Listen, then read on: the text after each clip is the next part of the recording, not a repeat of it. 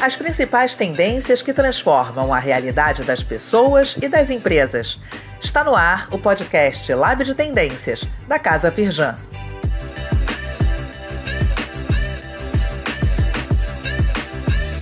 Fala pessoal, bem-vindas e bem-vindos a mais um episódio do podcast Lab de Tendências da Casa Firjan. Eu sou Yuri Campos e hoje a gente vai falar sobre inteligência artificial. A gente inclusive trouxe esse tema no primeiro episódio do ano e é o mais escutado até aqui. Então a ideia é dar uma atualizada nos últimos acontecimentos em torno dessa tecnologia e tentar entender um pouco onde que a gente está e para onde a gente está indo. É notório que existe hoje uma corrida por parte das Big Techs, ou seja, as grandes empresas de tecnologia, para se consolidarem como empresas de IA, lançando novos produtos e serviços que prometem revolucionar a forma como a gente trabalha e se relaciona com o mundo ao nosso redor. Inclusive, essas empresas, aí eu estou falando de Microsoft, Google, Nvidia, Apple, Meta e Amazon, representam uma parcela cada vez maior do mercado global e influenciam diretamente em quase tudo que a gente faz. Por exemplo, recentemente tem se falado sobre a possibilidade dos motores de busca do Google serem substituídos por o que eles estão chamando de AI Overviews. Com isso, as respostas geradas por inteligência artificial apareceriam no topo das páginas de resultado, fazendo com que a gente não precisasse mais acessar nenhum site para achar aquilo que a gente está procurando. Mas se isso acontecer, como os milhões de portais de conteúdo vão se sustentar sem nenhum acesso? Que impactos que isso teria na criação de conteúdo sério e profissional na internet? A Nvidia, principal fabricante de chips e semicondutores utilizados para inteligência artificial, vem tendo recorde atrás de recorde nos lucros, chegando a se tornar a terceira empresa mais valiosa do mundo, e hoje o seu CEO, o Jensen Huang, tem quase a popularidade de um rockstar. Mas será que esse hype todo se sustenta?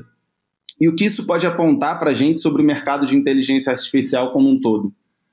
A OpenAI, dona do ChatGPT, anunciou há algumas semanas o GPT-4o, que é uma nova versão desse modelo que promete uma velocidade e elaboração de respostas parecida com a de uma conversa com uma pessoa. E como se não bastasse, eles ainda usaram uma voz para esse super assistente muito parecida com a da Scarlett Johansson, numa alusão descarada ao assistente de voz do filme Her, lançado 10 anos atrás e protagonizado pelo Joaquin Phoenix, onde ele se apaixona por um chatbot que tinha a voz da atriz. Hello, I'm here. Hi. Hi, I'm Samantha. Quem ainda não assistiu, vale muito a pena. A OpenAI, inclusive, é parceira da Microsoft, que investe pesado na startup desde 2019 e vem incorporando sua tecnologia para tornar seus computadores e programas cada vez mais eficientes. Meta, Apple e Amazon também vêm desenvolvendo diversas iniciativas nesse sentido, e na medida que a inteligência artificial vai evoluindo, um grande e antigo medo toma conta de parte da mão de obra global, o da substituição dos empregos pela tecnologia. De acordo com uma pesquisa global com 2.000 executivos realizada pela Deco Group e Oxford Economics, o uso da inteligência artificial vai reduzir o número de trabalhadores em milhares de empresas nos próximos 5 anos. Como será que vai ficar o nosso trabalho com isso, hein? Um outro grande desafio é sobre a regulação, e a União Europeia foi o primeiro organismo a regular significativamente a IA com uma nova lei que deve entrar em vigor a partir de setembro. Isso é importante porque normalmente é de lá que vem várias legislações de tecnologia que acabam sendo contempladas em outros países, como os Estados Unidos e o próprio Brasil. Vale lembrar que a nossa Lei Geral de Proteção de Dados, por exemplo, é baseada na lei da Europa. Já olhando para um futuro um pouquinho mais distante, a aposta é a inteligência artificial geral, ou AGI, Artificial General Intelligence em inglês, que seria capaz de substituir os humanos em uma grande variedade de tarefas de nível cognitivo complexo. O Shane Legg, cofundador e cientista-chefe de AGI do Google, acredita que há 50% de chance da gente ter essa tecnologia já em 2028. Diante de tudo isso, o que a gente pode esperar então para o futuro da inteligência artificial e quais são os impactos dos avanços da IA nas nossas empresas e nas nossas profissões? É sobre isso que a gente conversa agora com o Alexandre Nascimento, ex-diretor da divisão de IoT, Internet das Coisas, da Samsung no Vale do Silício, expert da Singularity University e pesquisador de Stanford, com mais de 20 anos de experiência no desenvolvimento de produtos e plataformas tecnológicas inovadoras. Inclusive, o Alexandre vai estar presente na jornada Firjan IEL, que vai ser um dia inteiro de imersão para pequenas e médias empresas que querem introduzir inteligência artificial na otimização de processos industriais. O evento vai ser nesse sábado agora, dia 15 de junho, presencial na Casa Firjan, em Botafogo, no Rio de Janeiro. E quem quiser saber mais e se inscrever, é só acessar o link que está aqui na sinopse desse episódio. Em tempo, um pedido rápido para você. Não deixe também de seguir esse podcast na sua plataforma de áudio preferida e dar um like ou uma avaliação 5 estrelas se você estiver no Spotify, porque isso ajuda muito para que a gente possa se dedicar cada vez mais na produção dos episódios, beleza? Bom, agora sim, voltando então para o nosso papo. E aí, Alexandre, tudo bem? Muito obrigado pela disponibilidade e seja muito bem-vindo ao Lab de Tendências. Tudo jóia, prazer. Muito obrigado pelo convite, Yuri. Ótimo estar com vocês e com os nossos ouvintes. Vai ser um papo muito bacana. Maravilha. Cara, eu queria começar então pedindo para você fazer um panorama geral assim, sobre a sua visão dessa corrida que eu mencionei das Big Techs em torno do assunto do momento, né, que é a inteligência artificial. E aí depois acho que a gente pode falar um pouquinho sobre os últimos avanços, né? Eu citei alguns, o ChatGPT 4o, tem a Sora também da OpenAI, que é uma ferramenta de criação de vídeo a partir de prompts de texto, né? Que tem dado muito o que falar também. Enfim, acho que a gente vai entrando em outros desdobramentos a partir daí, mas acho que seria legal começar nessa pegada. Bom, essa corrida, na verdade, nada mais é do que a continuação da corrida que começou lá atrás com a internet. Todo mundo quer a audiência, quer a atenção das pessoas e quer que tudo que seja feito, todas as atividades econômicas no mundo cada vez mais digital, passe pelas plataformas desses grandes players. Porque quanto mais as pessoas estiverem dependentes dessas plataformas, maior vai ser, obviamente, o poder econômico, né, e o poder de influência dessas empresas. E isso tem acontecido. O Google se tornou uma empresa poderosa, a Amazon muito poderosa, a Microsoft soube se reinventar muito poderosa, a Meta, né, antigo Facebook também. Então, na verdade, é uma continuação. E cada hora eles estão olhando para uma tecnologia nova. A IA não é uma tecnologia nova, é uma tecnologia antiga, só que ela na verdade está com a gente há muito tempo. O Google é uma empresa de IA, né, o mecanismo de busca usa IA, todos nós já usamos há muito tempo. O que mudou é que, de repente, todo mundo tomou consciência que a IA chegou num ponto, né, com o ChatGPT 3, que dava para fazer muitas coisas interessantes. A máquina estava ficando muito próxima na forma de interagir com os humanos. Olhando do ponto de vista estratégico, o que essas empresas estão fazendo é assim, quem vai controlar a interação homem-máquina? Né? Então, o que nós estamos vendo acontecer e já era previsto? Os sistemas operacionais, o que quer que seja que esteja rodando num dispositivo que você está usando, que nós estamos usando, eles vão estar usando essas IAs. Você não vai entrar no ChatGPT para pedir o que você quer, como a gente está usando. Você vai abrir o seu Windows, ou você vai abrir o seu iOS, é isso para aí que essas empresas estão indo, né, a Microsoft e a Apple, respectivamente, para pedir o que você quer. Para chegar e falar assim, olha, lembra aquela planilha que eu estava editando ontem, que tinha uns dados relacionados à minha viagem? Você pode abrir para mim? Porque você não lembra o nome, você não lembra a pasta. Por favor, você pode falar para mim o que tem? Você vai falar, né, interagir, vai ser multimodal. Olha, você pode me contar, enquanto eu estou fazendo a barba, quais são as despesas que estão faltando? E assim eu vou preenchendo a planilha. Então, o uso do computador vai ficar cada vez mais natural. Então, o que a gente vai ver acontecendo é a Microsoft criando cada vez mais um sistema operacional com muita IA para que qualquer pessoa possa usar pelo meio que ela quiser, né, visualmente, apontando, falando, tudo isso misturado, escrevendo no teclado, fazendo sinal com a mão, sabe, abre aquele ali, aponta o dedo e ela vai entender.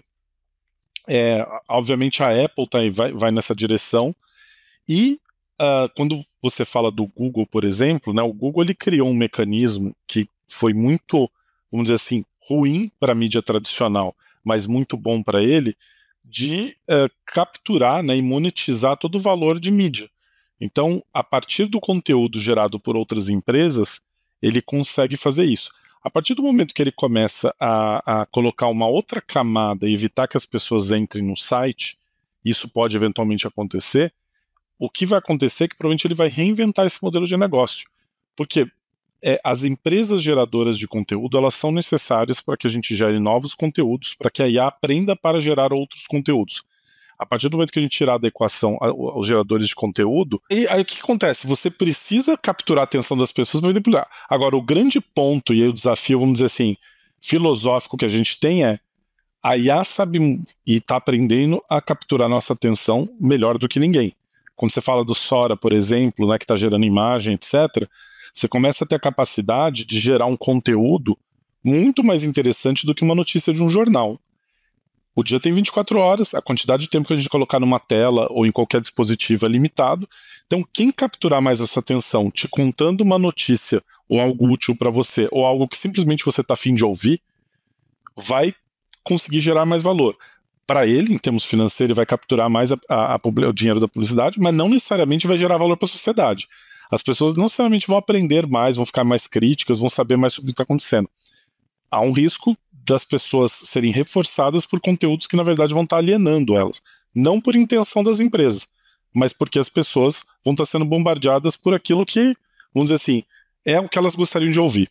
Não um conteúdo confortável, vamos dizer assim. Você acha que se justifica assim, todo esse hype, né, por falta de uma melhor palavra, em torno da inteligência artificial? E até fazendo um gancho com isso, tem uma questão também do AI washing, né? Porque hoje todas as empresas querem se posicionar como referências dentro de inteligência artificial, e até as grandes. Por exemplo, recentemente foi descoberto que a Amazon utilizava naquelas lojas Amazon Go, que é uma loja super automatizada com inteligência artificial, que as pessoas entram e saem, pegam o produto e saem, e é tudo automático ali, já debita do cartão delas. Mas depois se descobriu que eles estavam utilizando milhares de indianos ali, super mal pagos, para verificar se aqueles produtos estavam certos. Então não era toda aquela tecnologia que eles estavam vendendo. A própria Sora, da OpenAI, que é uma ferramenta de criação de vídeo, também se descobriu recentemente que alguns dos vídeos que se tornaram virais, depois que eles anunciaram o lançamento dessa ferramenta,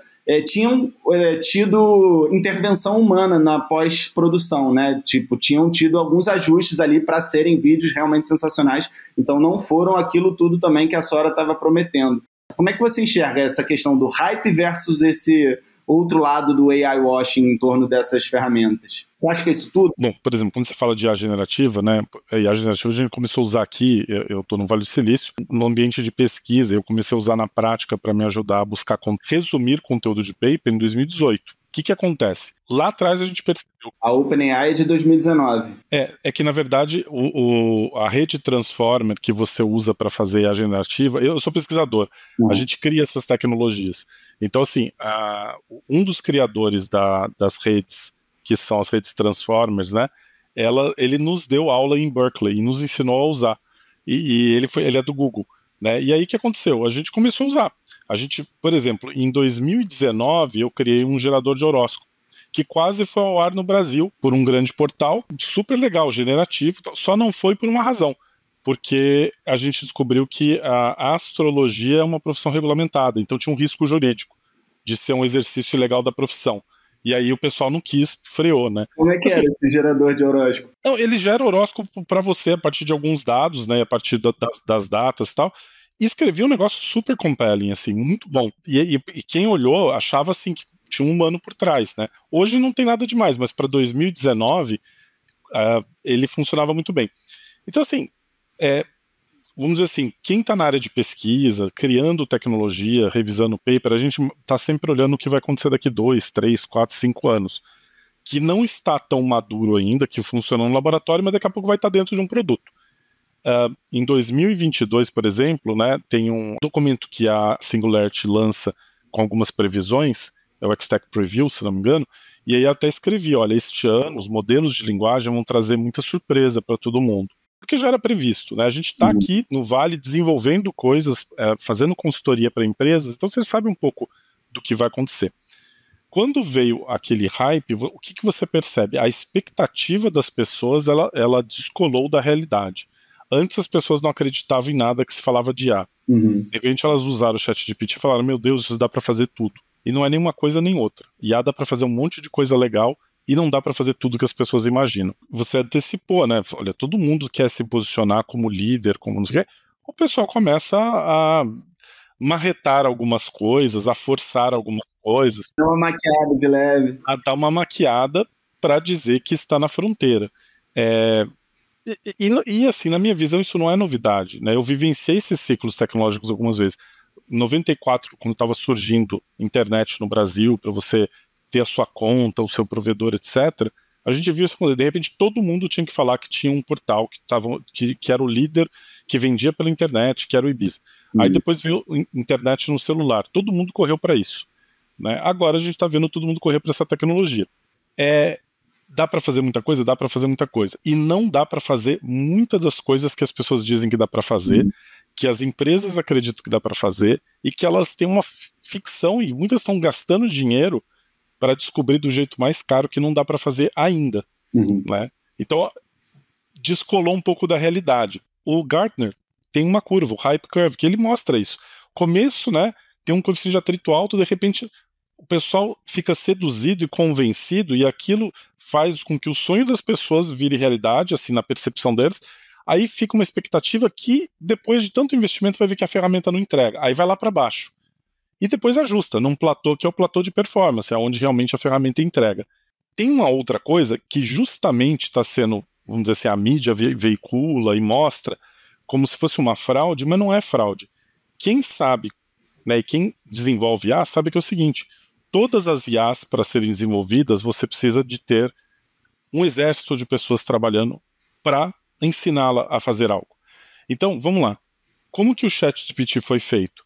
Com um exército de pessoas que trocaram figurinha e fizeram chat, trocaram ideia, responderam pergunta, para que ele aprendesse como as pessoas, para ele pegasse o padrão de como as pessoas perguntam e como as pessoas respondem.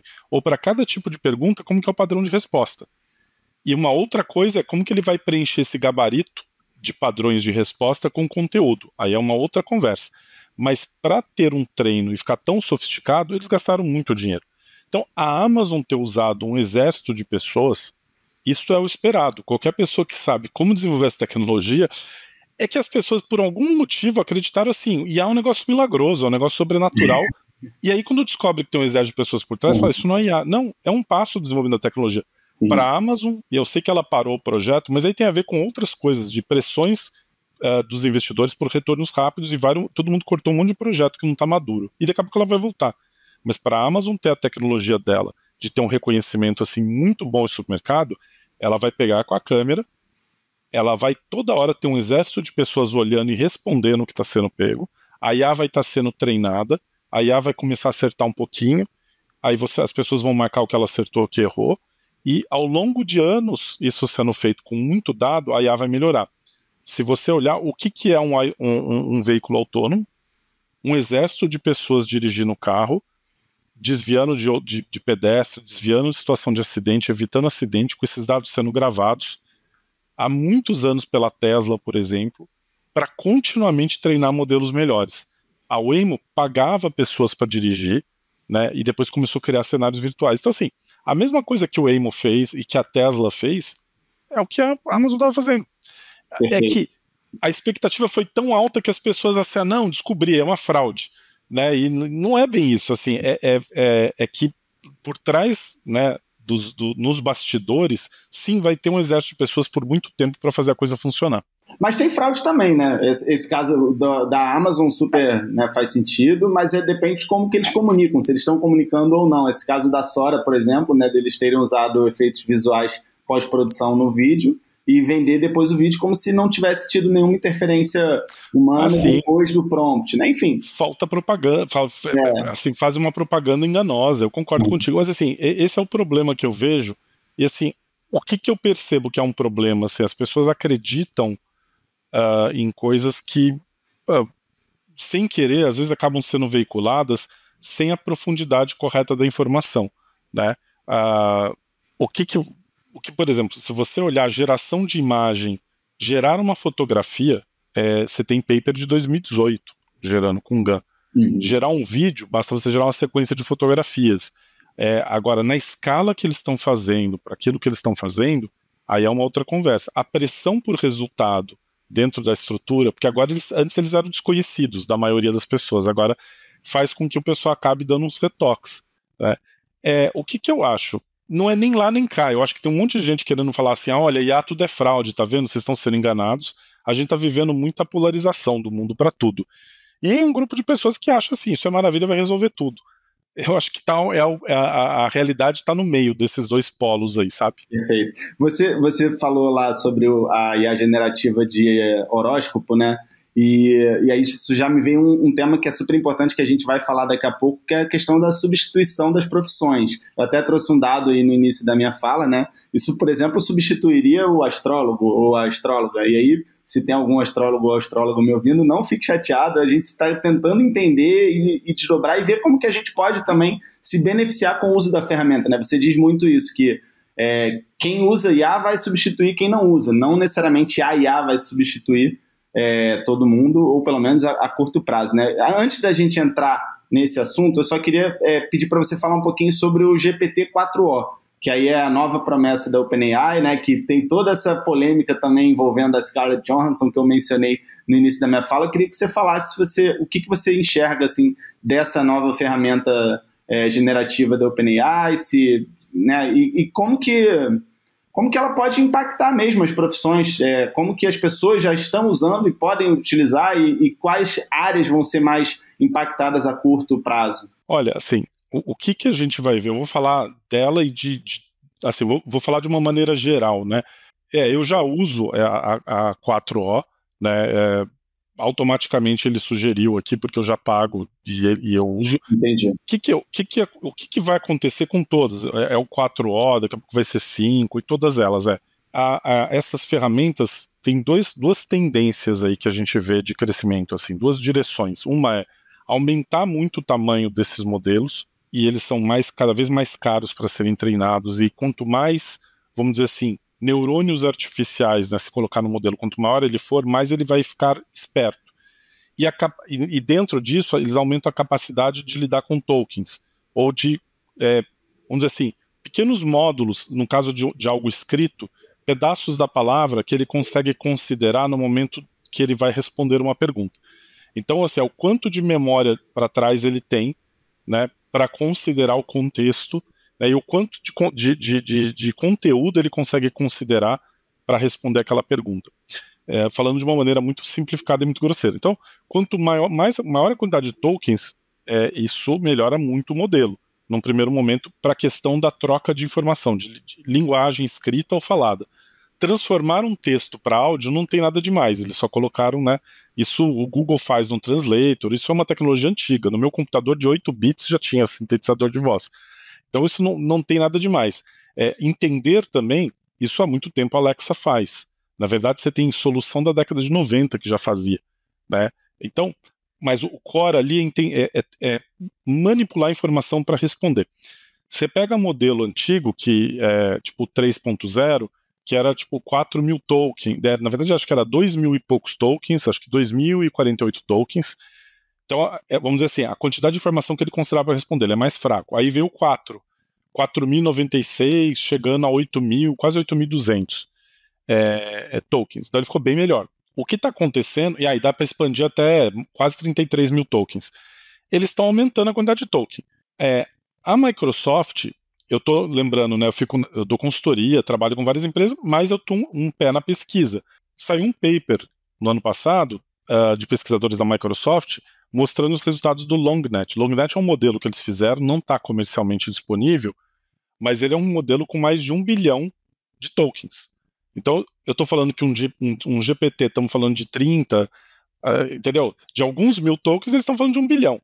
Então, assim, em comparação ao GPT da época, que era o 4, né, a gente falava que ele era 480 a 500 vezes melhor. Enquanto um considera algumas páginas de um livro, ele considera quase que a biblioteca inteira, entendeu? Vários livros. Então, isso a gente vai ver acontecer, cada vez ele vai impressionar mais. Somado a isso, a gente está vendo os modelos, esses produtos, eles estão virando modelos, ou eles estão incorporando modelos multimodais. Você começar a ter reconhecimento de imagem, porque vamos lá, o ChatGPT básico era um chat, o próprio nome diz. Só que a partir do momento que você começa a botar a voz, também é chat. Mas agora ele vai reconhecer a imagem. Você sobe lá uma figura e pergunta algo para ele, né? Você pega uma planilha, copia a planilha, ele reconhece. Você pode pegar e pedir para ele gerar uma imagem. Isso eu testei no 4.0. Eu pedi para ele gerar um áudio, tudo que ele gerou de áudio ele não me impressionou. Você pega, por exemplo, a Aiva, gera muito mais música, gera coisas melhores. Mas a tendência, assim, por isso que vai virar um sistema operacional. Em vez de eu abrir uma ferramenta para gerar imagem, a outra para gerar áudio, a outra para gerar um texto, eu vou abrir meu computador e pedir para ele o que eu quero. Olha, gera uma apresentação PowerPoint para mim com 5 slides e eu quero que você use imagens da natureza, porque eu vou falar do litoral brasileiro e do risco de desmatamento, e, enfim, coisas assim. Ele vai gerar isso para você. Ele vai usar um monte de modelos combinado e vai ter um modelo que vai orquestrar isso e vai gerar. Então essa é a tendência que a gente vê. Eles vão crescer cada vez mais e incorporar mais modelos que fazem mais coisas. Vão virar um sistema operacional, na prática. Né? A nova interface, a nova forma de usar os computadores. Me remete um pouco a essa ideia de inteligência artificial geral, né? Que eu também falei brevemente na minha introdução. Eu até estava comentando com você em off, eu tive no SXSW esse ano, e aí assisti algumas palestras sobre isso. Eu acho que foi um tema assim, que para mim particularmente me chamou bastante atenção.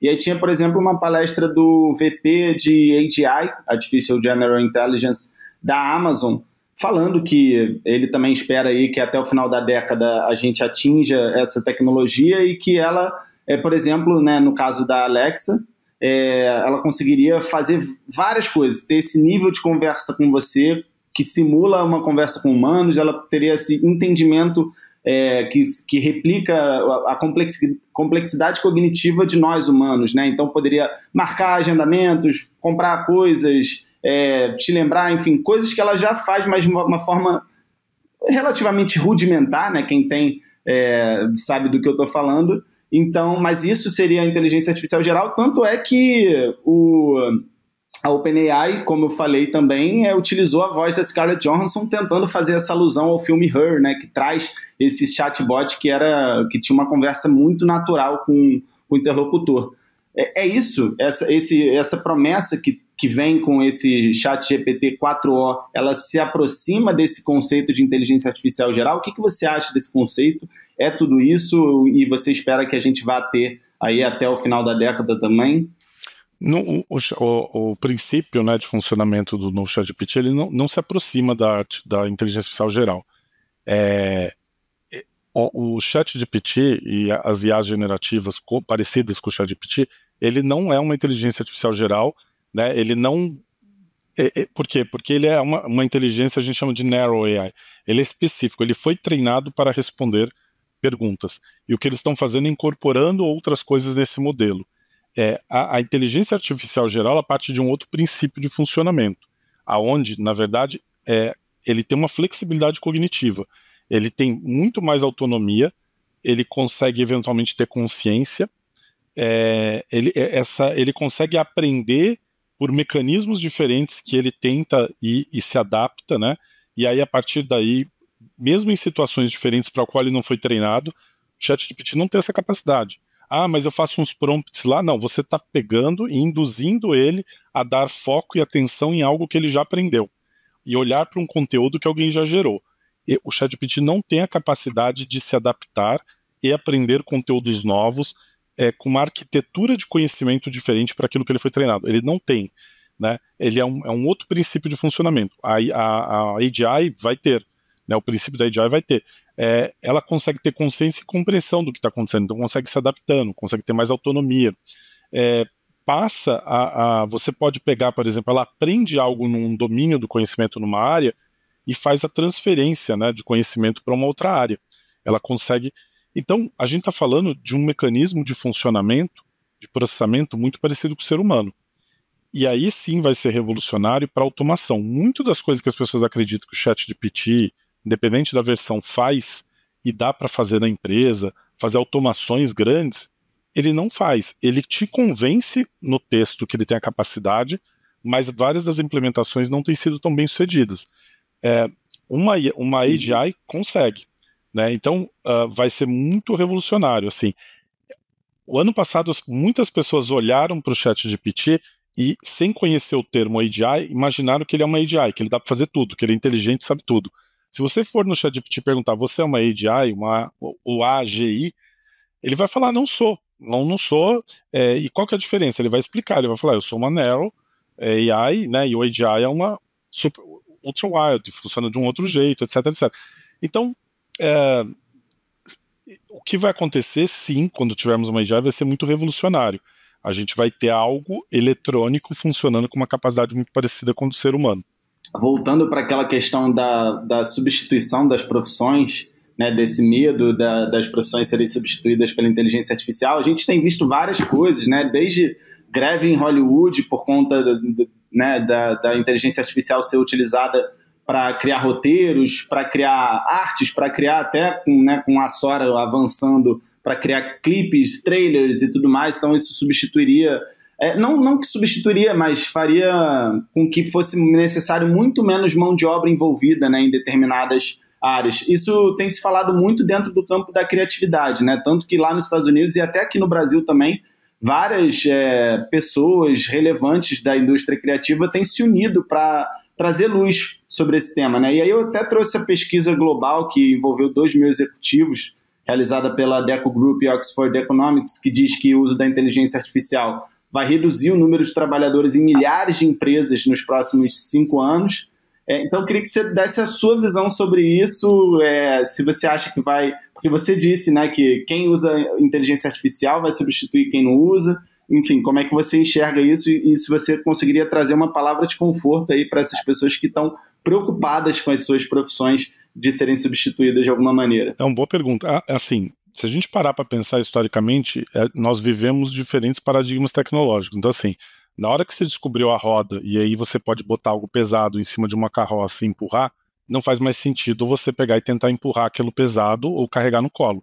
Você põe numa carretinha e empurra. E se você for comparar a produtividade de quem está empurrando algo tão pesado quanto, ou mais pesado do que quem quer carregar nas costas, a carretinha vai ser mais... Então isso foi um paradigma tecnológico. Então, quando a gente fala que quem usa vai substituir o outro, é por isso. Aí vem máquina a vapor. Então tem toda a história da humanidade tentando ganhar produtividade. Nós sempre queremos produzir mais com menos esforço. Para tudo. E agora não tem nada diferente. A gente está criando ferramentas que aumentam a nossa produtividade. Lógico, ao longo da história tem profissões que ficaram muito desatualizadas. E ficou tão simples fazer o que ela faz que uma outra pessoa faz. Por exemplo, quantas pessoas tem secretária hoje? Secretária. Qualquer um tinha antes, hoje em dia você põe lá, você faz no computador, tem uma IA que te ajuda. Há muito tempo. Você manda lá o calendar e ele vai lá e pergunta qual que é o horário, já ajusta. Então, na história da humanidade, e não é algo exclusivo da IA, fazer com que a gente... Eu até falei isso, né? O medo antigo Exato. da substituição. E vem uma nova escala, né? Vem uma nova escala, mas a gente teve isso na Revolução Industrial. E se você olhar, por exemplo, a curva do desemprego nos Estados Unidos, você tem picos de desemprego, né? Por exemplo, em 29, em crises econômicas. A Revolução Industrial e a automação, ela mudou a natureza do trabalho. Antes, para produzir sapato, o sapateiro fazia tudo. Depois ele forneceu capacidade de trabalho dele para fazer uma parte do processo numa linha de automatizada. A gente vai ver a mesma coisa. O executivo, ele sempre vai esperar reduzir a quantidade de pessoas para fazer um trabalho. Mas, globalmente, a empresa provavelmente vai estar empregando mais gente. E aí entram duas questões. Assim, as empresas que mais fazem coisas automatizadas, que mais têm tecnologia de inteligência artificial, são as que mais contratam pessoas aqui, de inteligência artificial, etc, etc. Ou seja, as empresas que eu dou consultoria, elas querem automatizar e aumentar a produtividade. Para isso, elas estão investindo em contratar muito mais gente e treinar para ajudar a desenvolver esse processo. Então, na prática, a gente está mudando a natureza do trabalho. Alguns cargos vão ficando menos relevantes e outros vão ficando mais relevantes, como aconteceu na história da humanidade. A outra coisa que eu percebo é assim, existe uma mentalidade muito pequena, às vezes, de pensar assim, dado que eu tenho uma IA que ajuda a fazer o atendimento, e eu tenho 10 pessoas no atendimento, agora eu posso ter só 2 e fazer o mesmo atendimento. Sabe por que eu digo isso? Assim, o empresário, e eu vejo isso, a diferença do Brasil e dos Estados Unidos, assim, aqui o cara monta um restaurante, começa a dar certo e ter fila, ele monta o segundo, o terceiro, o quarto, o quinto. Tudo que é restaurante que eu vou há 10 anos, que era uma portinha e é familiar, está com 10 unidades hoje. O Brasil, como é que funciona? Eu montei um restaurante, tem fila, aumenta. Começa a aumentar o preço do prato, Não se pensa em escala. Por que eu estou dizendo isso? Na hora que você tem um pensamento, você tem uma mentalidade de crescimento, você fala, peraí, se agora eu tenho uma IA que está aumentando a produtividade, eu não vou demitir gente boa, treinada, que está tão difícil de arrumar. Eu vou aumentar a minha capacidade de atender, já que estou reduzindo o meu custo de atendimento, eu posso baixar meu preço e vender para mais gente. Então, eu acho que é pensar muito pequeno, e eu percebo essa diferença de mentalidade no empresário brasileiro e no empresário americano. Vamos crescer? Vamos crescer mais. Reduzir o custo? Ótimo, vamos repassar para o preço. Porque senão você fica sempre com uma empresa pequena, enxuta. Né? Então, vão ter mudanças na natureza do trabalho? Vai ter mudança de modelo de negócio? Vai. Será que um ator vai poder ganhar dinheiro de bilheteria 20, 30, 40 milhões de dólares? Talvez para as novas gerações, não. Para a gente, o Tom Cruise é relevante, a Nicole Kidman é relevante. Para as novas gerações, ele vai customizar o ator que ele quiser. Então vai mudar o modelo de negócio. Mas, assim, a gente não vai ter um mundo de pessoas desempregadas por causa da IA. A gente vai ter novos empregos e novas demandas por tipos de capacidade diferente. Boa, deixa eu pegar um gancho nessa ideia de crescimento e escala que você falou, porque acho que isso traz um outro tema que é muito importante para a gente ainda não falou sobre, mas que não pode deixar de ser abordado, né? Porque essa ideia de crescimento a todo custo, ela não é sustentável, né? Inclusive, a inteligência artificial generativa, ela tem um custo ambiental muito maior, por exemplo, do que uma busca tradicional no Google, né? Eu já vi alguns dados assim relacionados a isso, que é um impacto ambiental 10 vezes maior. Eu estou chutando aqui, se você tiver esse dado melhor, você depois fala. E inclusive também vi uma outra notícia falando que as emissões de carbono da Microsoft aumentaram 30% de 2020 até aqui por conta desse aumento dos investimentos da empresa nesse campo da inteligência artificial, né? Então, como é que você enxerga esse dilema ambiental em torno desse tema? Para mim, né, continuar crescendo o tamanho dos modelos não é sustentável com o paradigma que a gente está vivendo hoje para treinar. Então, por isso, assim, juntando com algumas coisas que você falou lá atrás, assim, a NVIDIA cria uma forma super low cost e low energy para treinar modelos, ou a NVIDIA vai ser disruptada. E já tem startups que desenvolvem tecnologia que custa muito mais barato para treinar um modelo. E você gasta uma fração da energia. Eu mesmo faço pesquisa desenvolvendo Tiny AI, que é uma outra tendência. O que é Tiny AI? É você pegar e eu desenvolvi, por exemplo, IA, que reconhece imagem e que roda em pilha. Você põe lá 2 pilhas, 4 pilhas Duracell, ela roda. E roda por dias. Então a tendência é que a gente comece a ter modelos muito mais eficientes. Nós estamos num momento que todo mundo se apaixonou e estão crescendo o tamanho desses modelos, mas isso não é sustentável se nós não tivermos fonte renovável de energia. Aqui no Brasil a gente está bem, mas na maior parte do mundo não. Processadores, GPUs, qualquer que seja a forma de treinar que seja super eficiente em termos de energia, né? E data centers que sejam eficientes em termos de dissipar o calor. Então, vamos lá. Falando de custo, treinar um modelo grande de linguagem, uma rede muito grande, emite a quantidade de carbono de você ligar 5 carros a gasolina, acelerar o carro até acabar a vida útil desse carro, deixar ele ligado e botando gasolina até ficar 10 anos funcionando. Você treinar uma rede, um modelo desses grandes, fazer o treino dele, é o equivalente, em termos de pegada de carbono, de você ligar 5 automóveis a gasolina, deixar ele ligado, acelerando, queimando gasolina até o final da vida útil do carro. Ligado numa... Mas um GPT o da GPT vida é muito que você mais diz? os novos. Muito mais, né? Pois é. Então, assim, é super não sustentável. Aí, os data centers, todo mundo queria migrar para a cloud. É que assim, quando você percebe e faz ciência e você tenta apontar certas coisas, nem sempre os ouvidos estão prontos para ouvir. Nem sempre quem te entrevista dá ênfase nisso, porque às vezes quer trazer o lado mais bacana da tecnologia para não parecer pessimista. Eu sou um cara otimista com tecnologia, sou apaixonado desde os 7 anos de idade, mas a gente tem que olhar o outro lado. Então, uma coisa é usar em laboratório, como a gente usava nessa escala, outra coisa é todo mundo está usando. A Microsoft, se não me engano foi no ano passado, ela tem uma cidade que ela tem um data center e estava com seca, e o rio estava já lá embaixo, e ela puxou 5 vezes mais água para resfriar o data center. A população ficou revoltada.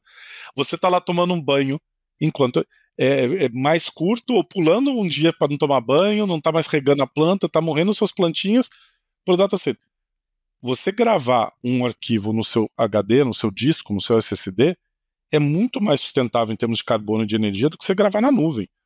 Do ponto de vista do meio ambiente, não faz o menor sentido colocar nada na nuvem, nos modelos que nós temos. Não estou nem falando de IA ainda. Quando você coloca IA na jogada, totalmente não sustentável, né?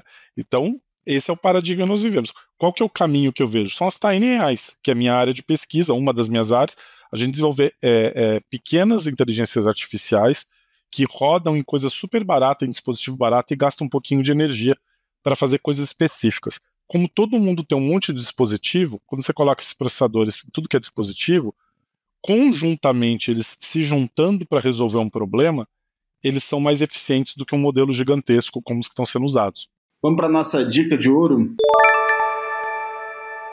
E aí, Alexandre, eu queria primeiro te agradecer demais pelo papo, aulas aqui sobre o tema, e queria te pedir assim, 2 dicas. Uma, pensando numa pessoa leiga, até me botando aqui nesse caso, assim, que eu não tenho um entendimento técnico de programação, de como que funciona, né, essa parte mais técnica do desenvolvimento da tecnologia, mas eu tenho um conhecimento mais sobre o que está acontecendo, né? O que você recomenda para essas pessoas de, cara, aonde botar a sua atenção, o que fazer para começar a experimentar essas tecnologias e não ficar para trás? E aí depois também uma dica de conteúdo, alguma coisa que você esteja lendo, vendo ou ouvindo que você acha que seja legal compartilhar com a nossa audiência. Olha, partindo da primeira dica, eu acho assim, tem muita ferramenta. Então, por exemplo, você pegar e criar sua conta no ChatGPT, na OpenAI para explorar as ferramentas, eu acho que é meio que obrigatório. O Google, por exemplo, né, eles estão, como eu te disse, a tendência é que tudo isso fique integrado. Então, assim, eu diria que a primeira dica, até dando um passo para trás, não fiquem com medo, porque a IA vai virar algo tão natural na sua vida quanto o celular e o computador.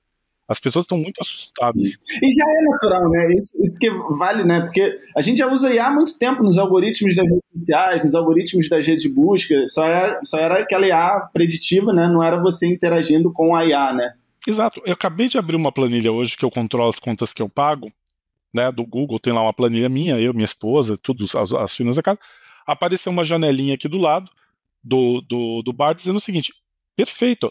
Eu entendi que essa sua planilha é para controlar as finanças da casa, você controla o status se está pago ou não, controla isso. Tá aqui embaixo, você faz qualquer pergunta que eu te ajudo a responder. Ele entendeu o contexto. Então, assim, eu não pedi para ele, eu não precisei pegar a planilha e jogar no ChatGPT. Então, as pessoas podem ficar tranquilas que, assim, as novas versões, as atualizações do Office ou do pacote lá de ferramenta de produtividade do Google, ou do iOS, ou de qualquer coisa, a IA vai estar embutida. Tudo isso que você acha que não sabe mexer, você nem vai perceber e vai estar usando IA. Você simplesmente vai começar a usar como se você falasse para uma pessoa. Para quem quiser algo mais avançado, aí sim, eu diria que tem muito curso de graça, tem muita coisa. Eu sou da Singularity University, a gente oferece formações para isso, mas tem muita coisa de graça na internet.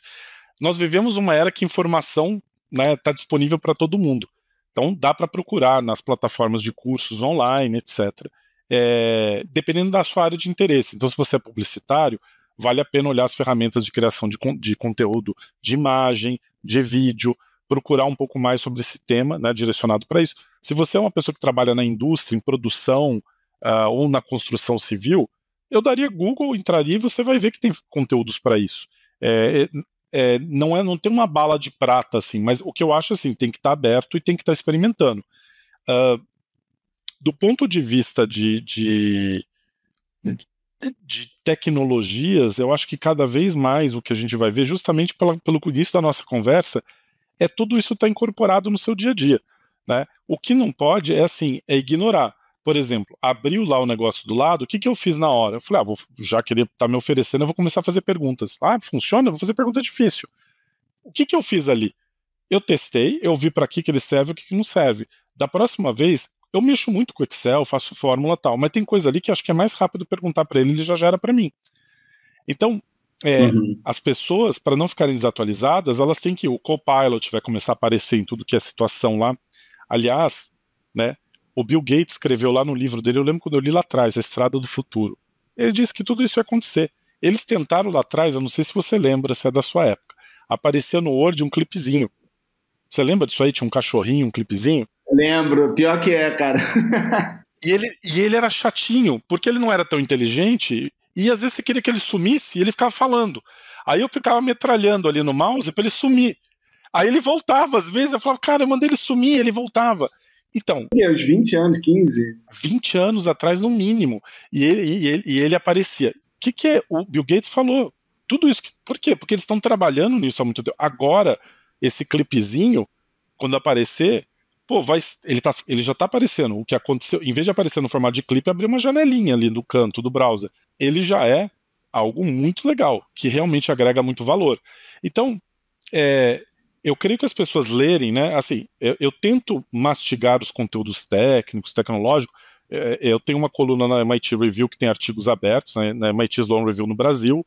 Eu escrevo para o estado de São Paulo. Então, assim, eu tento fazer esse papel de mastigar o conteúdo técnico, que eu vejo assim, isso vai acontecer, vai ter tal impacto, e colocar numa linguagem mais simples. Então, assim, quem tiver curiosidade, eu acho que vale a pena ler. Boa, a gente vai botar na sinopse aqui do episódio legal, bacana. também. Eu escrevo para a revista da HSM, para a revista da MIT Review, estou escrevendo para a revista da Legal. CNT, da Confederação Nacional do Transporte, e estou escrevendo para o Estadão. Então, eu tento, né, compartilhar o que eu estou vendo de uma linguagem mais simples. Mas quem quiser ir para o mais avançado, vai achar coisas muito bacanas na internet. Boa. E o que você está lendo, vendo, ouvindo agora que você acha legal compartilhar com a audiência? Olha, nos últimos 2 meses... Não sei se agora, pode ser alguma coisa que você tenha visto, lido recentemente, assim, que você acha...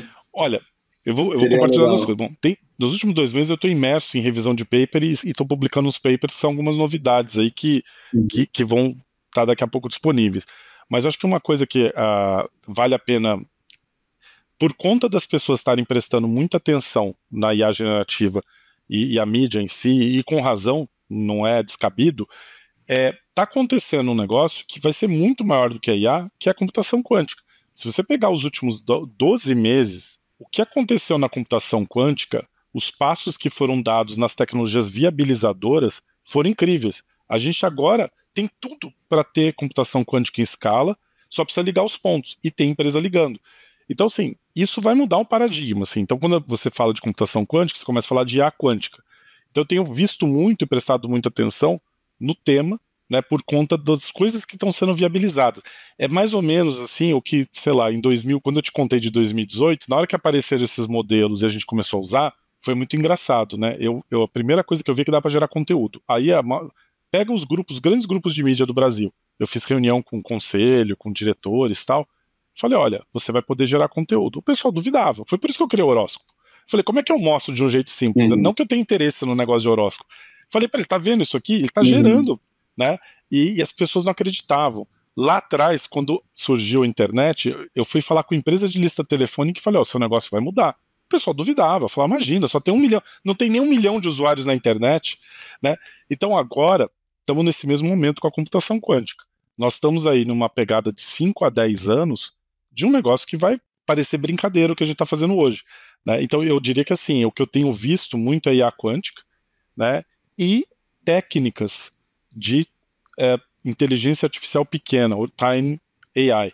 Mais uma coisinha para aproveitar aqui a finalização, ou talvez até para provocar para um próximo encontro que a gente tenha. Deixar todo mundo como aquele emoji com o cérebro explodindo, né? Exatamente. Assim, existe uma área onde a gente aplica esse Tiny AI, que é o que eu tenho visto bastante, que ajuda a resolver os problemas que a IA está criando. Então, o que é essa área? Chama AIoT, é o Artificial Intelligence of Things. E por que a gente está fazendo isso? Então, assim, os dispositivos todos estão ficando todos conectados, tudo está sendo conectado, né? E quando você tem tudo conectado, você está transitando dado de um lado para o outro. E onde tem muito dado, você põe IA e você fica mais inteligente. Então você pega, por exemplo, prédios onde você põe solução de IoT, prédio consome muita energia.